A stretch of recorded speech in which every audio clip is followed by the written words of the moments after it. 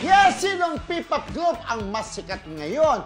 BINI o SB19? Kay classmates, sino rin sa Sa ngayon tayo talaga. go-go. Sino Bunot go-go-go? na.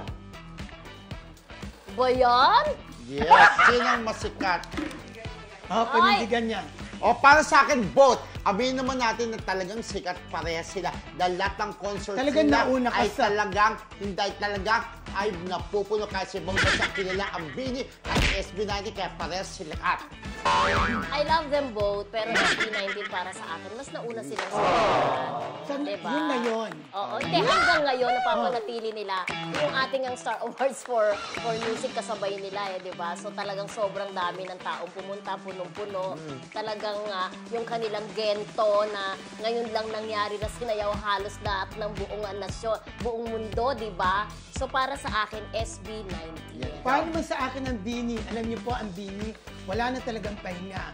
Wala nang makuhang schedule sa kanila dahil sa sobrang dami po ng kanilang project. Kaya hindi naka-attend ng SB19 sa Star Awards dahil sobrang dami rin ng schedule Ang nila. BINI rin po talagang di na makapagpahinga dahil sa sobrang schedule. Oo. Kaya nga nakuha ni Ogie Alcacid, di ba, binigay yung schedule doon. Pero punong-puno na Punong-puno na Ogie. talaga. Same thing with At saka SB19. At saka ngayon talaga, gumagawa talaga sila ng pangalan sa buong mundo. At ang Kaya, nakakatuwa, ang mga kanta pa nila mismo na Tagalog ay kinakanta sa mga gig nila sa Ang ibang maganda sa bansa. SB19, sila pa rin ang nagko-compose ng kanilang kanta. Pero ano At mo, isang- individually, meron silang mga career sikat sila.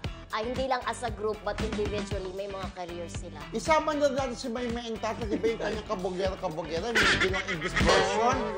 Para sa akin, both. Parehas na sikat, nagdadasab na nito dahil dinadala sa mapa ng buong mundo ang BINI at ang Boy, SB19.